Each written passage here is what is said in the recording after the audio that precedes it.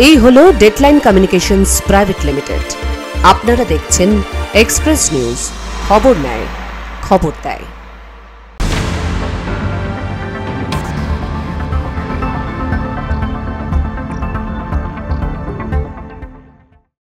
Express today brought you by Ambe mining private limited. নমস্কার, express নিউজে আপনাদের সকলকে স্বাগত। আমি দীপ, আপনারা দেখছেন এক্সপ্রেস টুডে।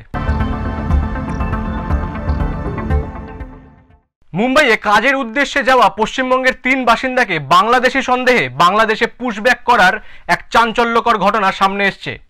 তবে কুচবিহার জেলা পুলিশের তৎপরতায় সেই ভুল শুধরে গেছে এবং তারা ফিরে এসেছেন নিজেদের দেশে। গত 12 জুন মুম্বাই পুলিশ 3 জনকে বাংলাদেশি সন্দেহে গ্রেফতার করে বিএসএফ এর হাতে তুলে দেয়। অভিযোগ, এই বিএসএফ তাদেরকে বাংলাদেশে পাঠিয়ে দেয়। বাংলাদেশে প্রবেশের পর তাদের আচরণ দেখে স্থানীয়দের সন্দেহ হয় এবং বিজিবি তাদের আটক করে। খবরটি কোচবিহার জেলা পুলিশের কাছে পৌঁছালে তারা দ্রুত নথিপত্র যাচাই করেন। বিএসএফ এর সঙ্গে যোগাযোগ করে বিষয়টি নিশ্চিত হওয়ার পর কোচবিহার পুলিশ ওই 3 জন ভারতীয় নাগরিককে নিজেদের হেফাজতে নেয়। এনাদেরকে আমরা সেফ কাস্টডিতে নিয়ে থাকি এবং আমরা এটাও করেছি যে যারা প্রত্যেকে নিজের নিজের জেলা আছে, যারা মুর্শিদাবাদে 2 জন আছেন এবং পূর্ব বর্ধমানে 2 জন আছেন, তাদেরকে প্রত্যেককে নিজের নিজের বাড়িতে পৌঁছে দেওয়ার আমরা ব্যবস্থা করছি। তো এই পুরো ঘটনাতে এটাই হচ্ছে যে কুচবিহার জেলা পুলিশ এবং মেখলিগঞ্জ থানা সর্বদা মানুষের পাশে আছে এবং সবার সাথে আছে, পাশে আছে। তেমনি ভারতীয় নাগরিকদের সুরক্ষার বিষয়ে পুলিশের তৎপরতাও প্রশংসিত হলো। Bureau report, express news. জার্মানিতে আয়রন ম্যান খেতাব জয়ের পর নতুন চমক। জঙ্গলমহলের জনা মান্ডির তৈরি চলচ্চিত্র আন্তর্জাতিক মঞ্চে।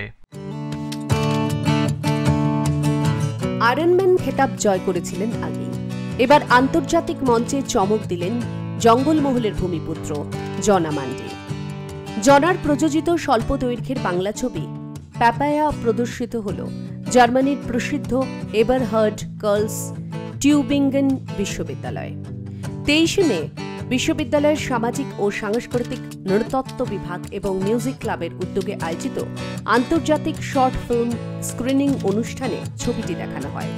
বিভিন্ন বিশ্ববিদ্যালয়ের নৃতত্ত্ববিদ্যার ছাত্রছাত্রীরা এই ছবি দেখে প্রশংসায় ভরিয়ে দেন জনাকে। আর্কিওলজিক্যাল একটা ফিল্ম ফেস্টিভ্যাল হয়েছিল জার্মানিতে, টুবিঙ্গেন ইউনিভার্সিটিতে। সমস্ত জার্মানির প্রফেসর যারা রিসার্চ করছে ইন্ডিয়া নিয়ে বা এশিয়ান কান্ট্রিজ নিয়ে, তারা সবাই উপস্থিত ছিল ওখানে। 2024 সালে আমি একটা শর্ট ফিল্ম আমি একটা প্রডিউস করি, পাপায়া বলে। তো ওই ফিল্মটা ওইখানে সিলেক্ট করা হয়েছিল, আমিও উপস্থিত ছিলাম। খুব একটা ভালো জিনিস, মানে খুব একটা ভালো অনুভূতি হয়েছিল যে এখানে বাইরে একটা দেশে নিজের সান্তালি ভাষায় ফিল্ম দেখানো হচ্ছিল। তো খুব একটা ভালো লেগেছিল আমারও। প্যাপায়ার প্রযোজক জনা মান্ডি ঝাড়গ্রামের সাঁকরাইল ব্লকের পালইডাঙ্গা গ্রামের বাসিন্দা। বর্তমানে বার্লিনে এক বেসরকারি বিনিয়োগ সংস্থায় অপারেশন ম্যানেজার হিসেবে কর্মরত। নিজের শিকড়ের টানেই তিনি এই ছবির সঙ্গে যুক্ত হয়েছেন বলে জানান জনা। প্রত্যন্ত গ্রামের ছেলের এমন বিশ্বমঞ্চে প্রতিষ্ঠা পাওয়ায় খুশি তার পরিবার এবং ঝাড়গ্রামের মানুষ। গরিব পরিবার, শূন্য থেকে উঠেছে, হ্যাঁ। তো পড়াশোনা থেকে খেলাধুলা সব দিকে ওর ইচ্ছা ছিল, ইচ্ছা হয়েছে সেটাই করতে পেরেছে, এটাই ভালো। এটাই আমাদের ইচ্ছা পূরণ হয়েছে বা আনন্দ লাগছে আমাদের। ওকে তো ছোট থেকে চিনি, আর প্রচুর জেদ, যে কোনো জিনিস যেটা তার মনে আছে যেটা আমি করব, তার ইচ্ছা যতক্ষণ না পূরণ না হবে সে চেষ্টায় থাকে। ছবির কেন্দ্রে রয়েছে তুফান নামের এক আদিবাসী শিশু, যার ছোট্ট একটি স্বপ্ন সাইকেলে চড়া। এক বন্ধুর শর্ত পূরণ করতে তাকে খুঁজে আনতে হয় প্যাপায়া নামের এক অজানা ফল, যা সে চিনতেই পারে না। এই খোঁজের মধ্য দিয়েই ফুটে ওঠে গ্রামীণ জীবনের সরলতা, শিশুদের কৌতূহল এবং তথ্যের অভাব কিভাবে বেড়ে ওঠার বাস্তবতায় প্রভাব ফেলে। ওড়িশার বারিপদার দীপক কুমার বেশরা পরিচালিত ছবিটি বিনোদ সিনহার গল্প অবলম্বনে তৈরি। সহ প্রযোজক হিসেবে রয়েছেন জনা নিজেই। এর আগে প্যাপায়া আন্তর্জাতিক কলকাতা শর্ট ফিল্ম ফেস্টিভ্যালে সেরা শিশু অভিনেতা ও সেরা আদিবাসী চলচ্চিত্র বিভাগে পুরস্কৃত হয়েছে। অসমের গসনার ফিল্ম ফেস্টিভ্যালেও ছবিটি সম্মান পেয়েছে। অন্যদিকে জনাকে শুভেচ্ছা জানিয়েছেন সাঁকরাইল ব্লক প্রশাসনের তৃণমূল নেতা মথুর মাহাতো। আমার সাঁকরাইল ছেলে, উনি যে বাইরে দেশে গিয়ে একটা নাম উপার্জন করেছেন, এটা আমাদের সারা বাংলা গর্বিত এবং আমার সাঁকরাইলবাসী গর্বিত। উনি আরও এগিয়ে যায় আমাদের পক্ষ থেকে, সাঁকরাইলের পক্ষ থেকে, আমার পক্ষ থেকে শুভেচ্ছা থাকলেও আমরা ওনার কাছে আছি এবং উনি বাংলার পথ দেখাক, আমরা এদের চাই। বাইরে গিয়ে আমার নাম অর্জন করুক, আমাদের পক্ষ থেকে আমরা শুভেচ্ছা জানাচ্ছি ওনাকে। টিউবিঙ্গেন বিশ্ববিদ্যালয়ের প্রদর্শনী শেষে জনা মান্ডির সঙ্গে দর্শকদের এক আলাপচারিতারও আয়োজন করা হয়। ঝাড়গ্রাম থেকে শঙ্কর পারিকের রিপোর্ট, এক্সপ্রেস নিউজ। দার্জিলিংয়ে অনুষ্ঠিত UYSF 2025 ন্যাশনাল যোগা স্পোর্টস চ্যাম্পিয়নশিপে কাটোয়ার তাক লাগানো সাফল্য। জোড়া স্বর্ণপদক সহ মোট 9টি পদক জয় করে তাক লাগালো পশ্চিমবঙ্গের কাটোয়া যোগাসন therapy centre. Universal yoga sports ফেডারেশনের উদ্যোগে গত 7ই জুন শিলিগুড়ির বর্ষনা অডিটোরিয়ামে আয়োজিত হয়েছিল 3rd UYSF 2025 national yoga sports championship. এই প্রতিযোগিতায় পশ্চিমবঙ্গ, বিহার, আসাম, কেরালা, গুজরাট সহ মোট 17টি রাজ্য থেকে প্রায় 5000 প্রতিযোগী অংশ নিয়েছিল। সিনিয়র, জুনিয়র ও সাব জুনিয়র এই 3টি বিভাগে প্রতিযোগিতা অনুষ্ঠিত হয়। এই বিশাল প্রতিযোগিতায় কাটোয়ার পশ্চিমবঙ্গ কাটোয়া যোগাসন থেরাপি সেন্টার থেকে মোট 9 জন প্রতিযোগী অংশগ্রহণ করেন। তাদের মধ্যে সাব জুনিয়র গ্রুপে মেয়েদের বিভাগে প্রথম স্থান অধিকার করে স্বর্ণপদক জয় করে সোহিনী দেবনাথ। যোগার কম্পিটিশন হয়েছিল দার্জিলিংয়ে UYSF এর পক্ষ থেকে। সেখানে ভারতবর্ষের সব রাজ্য থেকেই অনেকে পার্টিসিপেন্টসরা এসেছিল, যে সেখানে যোগা করে ফার্স্ট প্রাইজটা পেয়েছি। ছেলেদের বিভাগে প্রথম স্থান অর্জন করে স্বর্ণপদক ঘরে তোলে রিমন চক্রবর্তী। দার্জিলিং 7 তারিখে এই কম্পিটিশনটি হয়েছিল, আর আমি যোগাসনে জাতীয় যোগাসনে প্রথম স্থান অধিকার করেছি। কেমন লাগছে এখন? অনেক ভালো লাগছে। কি নাম তোমার? রিমন চক্রবর্তী। এছাড়াও কাটোয়ার প্রতিযোগীরা 2টি রৌপ্য পদক এবং 1টি ব্রোঞ্জ পদক সহ মোট 9টি পদক জয় করে কাটোয়ার মুখ উজ্জ্বল করেছে। এই অসাধারণ সাফল্যে কাটোয়া জুড়ে খুশির হাওয়া। কাটোয়া থেকে শঙ্কু কর্মকারের রিপোর্ট, এক্সপ্রেস নিউজ। মনসামঙ্গল কাব্যের সঙ্গে এক প্রাচীন মন্দিরের যোগসূত্র নিয়ে আলোচনা শুরু হয়েছে মুর্শিদাবাদের কান্দি শহরে। স্থানীয় বিশ্বাস অনুযায়ী কান্দির পার্বতীপুর অবস্থিত শতাব্দী প্রাচীন মনসা মন্দিরটি বিশ্বের প্রথম মনসা মন্দির, যেখানে স্বয়ং চাঁদ সওদাগর দেবী মনসার পূজা করেছিলেন।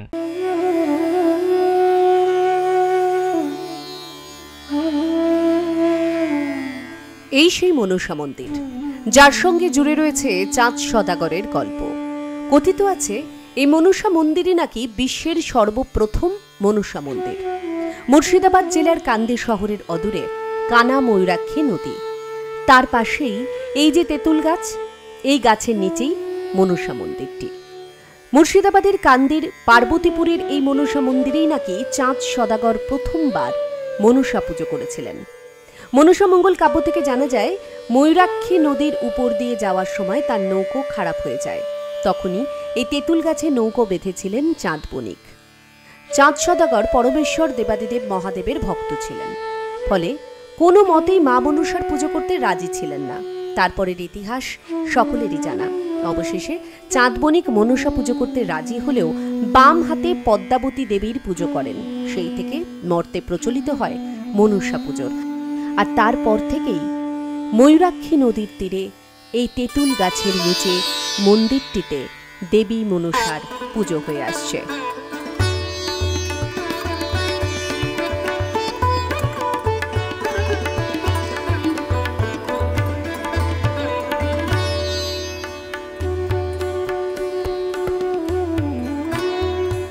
বর্তমানে এই মন্দিরের রক্ষণাবেক্ষণের দায়িত্বে রয়েছে কান্দির জেমু রাজ পরিবার। যদিও মনসামঙ্গল কাহিনীর সঙ্গে এর ঐতিহাসিক যোগসূত্রের বিষয়ে বিশেষজ্ঞদের মধ্যে সংশয় রয়েছে, তবে ভক্তদের কাছে এই মন্দিরের মাহাত্ম্য অপরিসীম। ইতিহাসটা প্রাচীন কাল থেকে আমরা বলে আসছি, আমাদের পূর্বপুরুষদের যুগ যুগান্তর ধরে আমরা শুনে আসছি। শোনা যায় যে চাঁদ সওদাগর প্রথম পুজো দিয়েছিলেন এখানে। হ্যাঁ, সেইটাই আমরা সেটুকুই জানি। সবাই আমাদের পূর্বপুরুষ, আমার বাবা দাদুরা সেইটুকু বলে আসছে। বয়স্ক লোক তাদের মুখে হয়েছে কথাটাই কথা দিতে চাঁদ সওদাগরই প্রথম পুজো দিয়ে এখানে পুজোটা মন্দিরে, মায়ের মন্দির প্রতিষ্ঠিত হয়েছিল। মনোবাঞ্ছা পূরণ করার আশায় দূর দূরান্ত থেকে অসংখ্য ভক্ত এই মন্দিরে ছুটে আসেন। প্রতি বছর জ্যৈষ্ঠ মাসে এখানে বিশেষ উৎসব ও মেলা বসে। এখানে ভক্তের সমাগম হয়। জ্যৈষ্ঠ মাস উপলক্ষে একটা গ্রামীণ মেলা হয়। সে মেলাটা দীর্ঘ 15 দিন থেকে 16 দিন চলে। প্রত্যেক দিন মায়ের ভক্তের আগমন হয়। মায়ের নির্দিষ্ট যেরকম পুজো হয়, ফলমূল নৈবেদ্য হিসেবে সেভাবে পুজো হয়। আর সবচেয়ে একটা আশ্চর্যের বিষয় সেটা হচ্ছে মায়ের ভোগ, পায়েসের প্রসাদ। কয়েকটা হাতে গোনা ঘুঁটোর উপরে ভোগ বসিয়ে আমাদের ভোগ সেটা হয় এবং সেটাকে নিবেদন করা হয় মায়ের উদ্দেশ্যে। এইভাবে চলে আসছে প্রথা। জানা যায় এই মন্দিরে ভোগ প্রসাদ নিবেদন এবং বলিদানেরও রীতি প্রচলিত আছে। মুর্শিদাবাদের এই মনসা মন্দির বর্তমানে কার্যত সাধারণ মানুষের বিশ্বাসের অন্যতম আখড়া হয়ে উঠেছে। মুর্শিদাবাদ থেকে রূপম সিদ্ধান্ত, এক্সপ্রেস নিউজ। এক্সপ্রেস টুডেতে নিয়ে নেব একটা ছোট্ট বিরতি, ফিরে আসছি বিরতির পর। দেশের অগ্রগতিতে সদা জাগ্রত Ambe mining private limited. Coal mining থেকে কোল ওয়াশিং, কনস্ট্রাকশনের নয়া দিশারে আম্বে মাইনিং প্রাইভেট লিমিটেডের ঠিকানা circular road, 9th floor, block number 92, AJC Bose road, Kolkata 700017। বিশদে জানতে ফোন করুন 03322892508। ফিরে এলাম বিরতির পর। আপনারা দেখছেন এক্সপ্রেস টুডে। পূর্ব বর্ধমানের উদ্ধরণপুর বিধানপল্লী গ্রামটি রাস্তা ও সেতুর অভাবে কার্যত বিচ্ছিন্ন। স্বাধীনতার এত বছর পরও গ্রামের প্রবেশপথে কোনো মজবুত রাস্তা বা সেতু তৈরি হয়নি। কেতুগ্রাম 2 নম্বর ব্লকের উদ্ধরণপুর বিধানপল্লী গ্রামটি রাস্তার অভাবে একা। 1925 সাল থেকে জনবসতিপূর্ণ এবং 1968 সালে প্রাথমিক বিদ্যালয় স্থাপিত হলেও যোগাযোগের পথের কারণে বিচ্ছিন্ন গ্রামটি। ঈশানী নদীর উপর একটি নড়বড়ে বাঁশের অস্থায়ী সেতুই একমাত্র ভরসা, যা বর্ষায় ভেসে যায়। গ্রামবাসীরা নিজেদের টাকায় প্রতি বছর এটি মেরামত করেন। ঝুঁকিপূর্ণ যাতায়াতের কারণে দুর্ঘটনা নিত্য নৈমিত্তিক ব্যাপার। সন্তানদের উচ্চ বিদ্যালয়ে পাঠাতে ভয় পান অভিভাবকেরা, ফলে শিশুরা শিক্ষা থেকে বঞ্চিত হচ্ছে। গ্রামের প্রাথমিক বিদ্যালয়েও ছাত্র সংখ্যা অতি নগণ্য। একসময় 250 থেকে 300 ঘর মানুষের বাস থাকলেও বর্তমানে মাত্র 30 থেকে 40টি পরিবার এই গ্রামে থাকে। যোগাযোগ ব্যবস্থার বেহাল দশার কারণে বহু পরিবার গ্রাম ছেড়ে অন্যত্র চলে গেছে। চাষাবাদও ক্ষতিগ্রস্ত হচ্ছে, কারণ মহাজনরা ফসল কিনতে গ্রামে আসেন না। অ্যাম্বুলেন্স, গাড়ি, টোটো কোনো কিছুই গ্রামে ঢোকে না। ফলে হাসপাতাল, স্কুল, কলেজ, বাজার সব কিছুতেই গ্রামবাসীরা চরম দুর্ভোগের শিকার। উদাহরণপুর মেন রোড থেকে আমাদের বেদানপল্লী আসতে খুব সমস্যা। যেরকম আমাদের যেই রাস্তাঘাটগুলো আছে, সেই রাস্তাঘাটের যে পরিস্থিতি সেগুলো সরকার তো আগেই দেখেছে, এখনও দেখছে, সেরকম কিছু তো করছে না। রাস্তাঘাট কোনো পাকায় আর কোনো চান্স নেই। তারপরে তার মধ্যেও আমাদের যা মাটির রাস্তা আছে, আলপথ আছে, সেই আলপথ দিয়ে আমরা কাদার মধ্যে দিয়ে আসি। এমনকি বর্ষার দিনে আমাদের পরিস্থিতি খুবই খারাপ হয়। এরকম কি তার মানে যাতায়াত অবস্থা তো খুবই খারাপ, একটা সাইকেল পর্যন্ত আসে না, মানুষ একটা বয়স্ক মানুষ যেতে পারে না। গ্রামবাসীরা জানাচ্ছেন, বারবার প্রশাসনিক প্রতিশ্রুতি মিললেও রাস্তা বা সেতু তৈরি হয়নি। প্রশাসনিক উদাসীনতার অভিযোগ তুলে গ্রামবাসীরা এখনও একটি মজবুত রাস্তা ও ব্রিজের আশায় দিন গুনছেন। যে কোনো মানুষ যদি এখানে তার সমস্যা হয় বা শরীর খারাপ হয়, চিকিৎসার জন্য যদি তাকে যেতে হয়, সে কিন্তু হাসপাতালে পৌঁছানোর আগেই কিন্তু তার কোনো দুর্ঘটনা ঘটে যেতে পারে বলেই জানাচ্ছে গ্রামবাসীরা।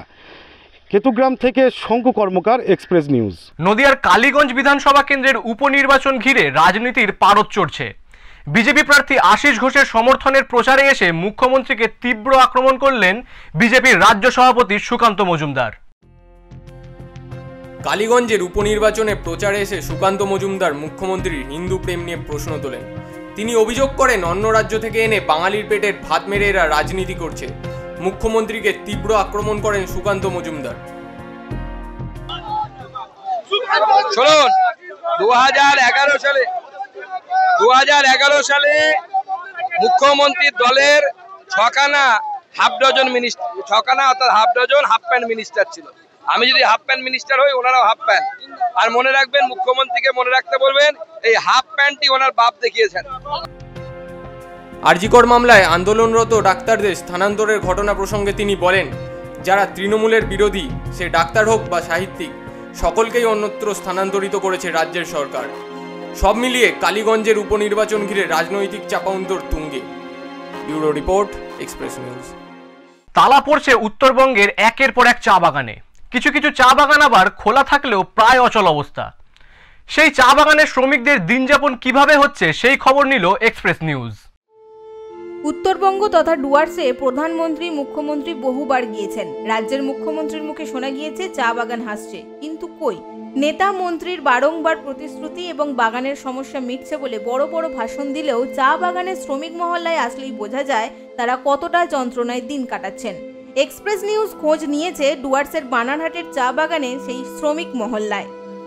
বাগানে নেই কাজ, প্রায় অচল অবস্থা চা বাগানগুলির, যার জন্য এই চা বাগানের মেয়েদের পাড়ি দিতে হচ্ছে ভিন রাজ্যে। যার কারণ জানাচ্ছে এই চা শ্রমিকরা যে বাড়তি অর্থ রোজগারের জন্যই কিন্তু তাদের পাড়ি দিতে হচ্ছে দিল্লি, হরিয়ানা সহ ভিন রাজ্যে।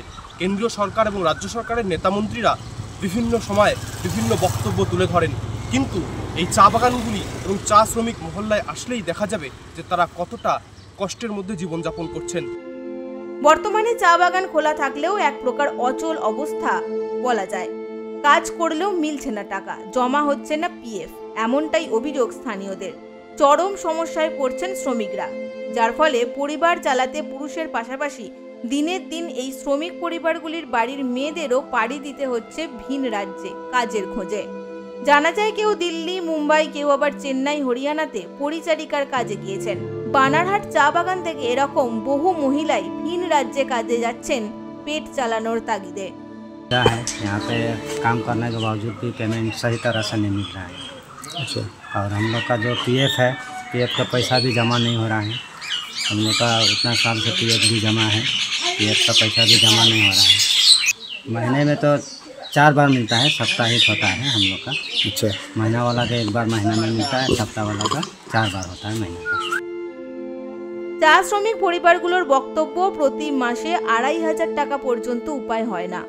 অর্ধাহারে অনাহারে দিন কাটছে শ্রমিকদের কেউ কেউ রোজগারের আশায় ভিন রাজ্যে পাড়ি দিয়েছেন।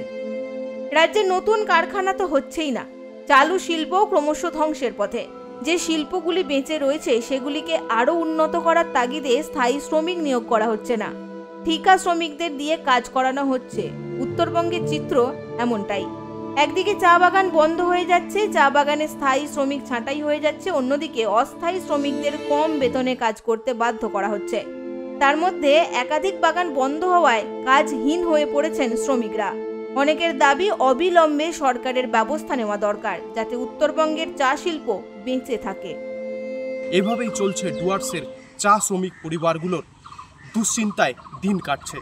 জলপাইগুড়ির ডুয়ার্স থেকে Souvik Dutta, express news. Express today আজকের মতো এই পর্যন্তই। চোখ রাখুন এক্সপ্রেস নিউজের পর্দায়। এক্সপ্রেস নিউজ, খবর নেয়, খবর দেয়।